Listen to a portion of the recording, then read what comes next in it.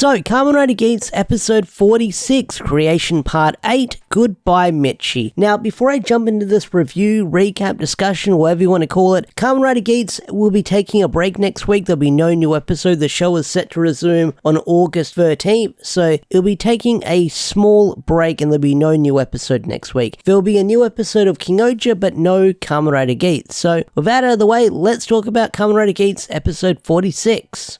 So this episode is called Goodbye Michi, and with a title like that, you think that Michinaga is finally going to bite the dust, but that didn't happen in this episode. But not only that, one thing that didn't happen that a lot of people were predicting was Michinaga would get his final buffer form in this episode, but that wasn't the case. He didn't get the Muso form that has been leaked and rumored for the longest time, so I wonder when that form is actually going to drop.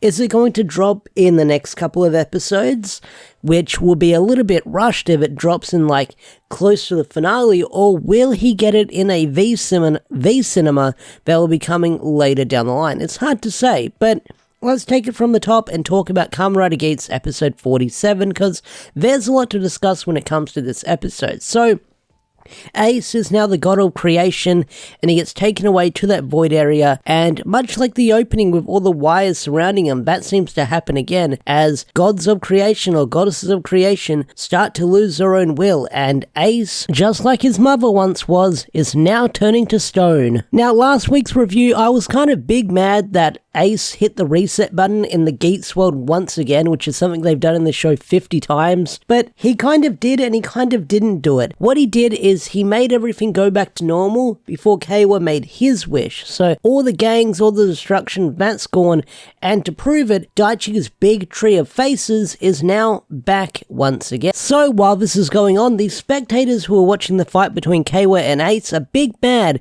that they're not getting the bad endgame that he promised. And Jitto's like, hey, hold on, you're gonna get your bad ending in the end, just wait and see.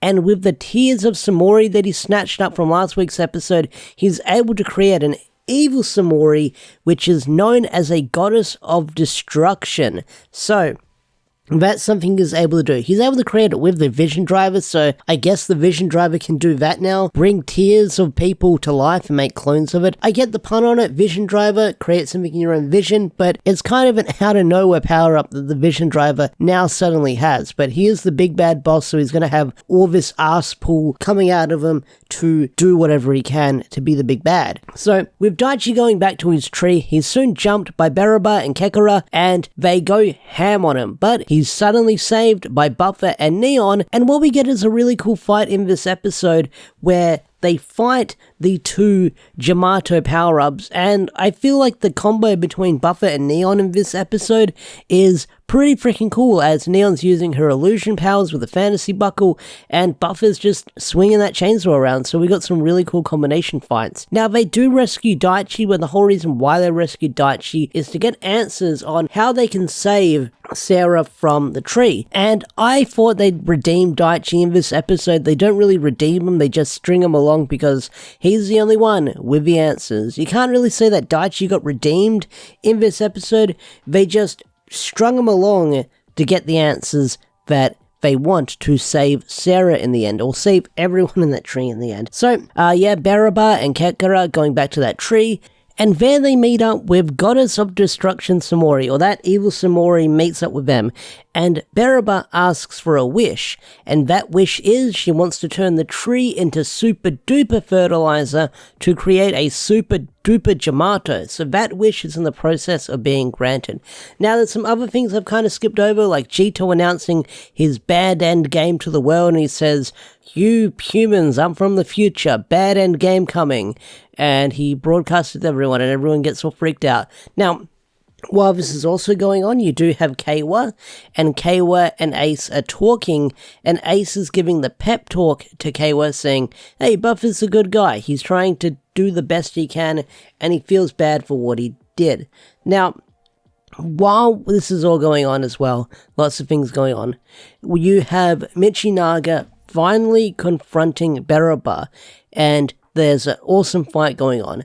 Now, before the fight begins, there is a cutaway where Neon, or I think, no, Daichi says it. Daichi says that Buffer's resolved to die, like he's ready to put his life on the line to make amends with what he's done. So he might die going into this fight. And that's what it was sort of building up to with an episode title like Goodbye Michinaga or Goodbye Michi. You thought that Buffer was going to die in this episode or be close to the brink of death, but that wasn't the case. So we get the fight between Buffer and Beroba, and she goes back to using that horrible CGI bull form, but it makes sense. Buffer's the buffalo, Beroba's the bull, and they have a fight in these two forms in this episode. And it's a very Shadow of the Colossus fight where Buffer's running up her and he's doing the chainsaw attacks on her and nothing's working. And then they have this big rider kick at the end, and they collide, and through the power of friendship, they don't explain it.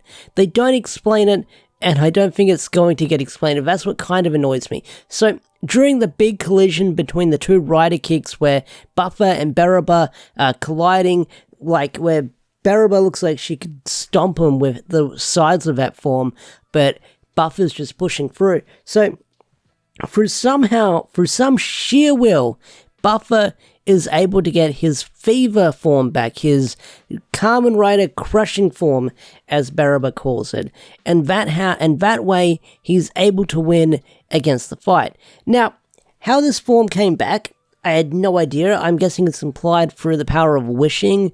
Maybe Ace was able to bring it into reality, because that's how Ace has been sort of bringing back all the power-ups. But then Beroba does say, wait, you somehow used that form? So I'm guessing the form never went away to begin with. But if that form never went away to begin with, then why wasn't Buffer using it earlier in previous fights against Kawa or anything like that? He just, held on to it for the longest time. And now he chooses to use it for the power of, plot and ass pulls. He's able to pull it out.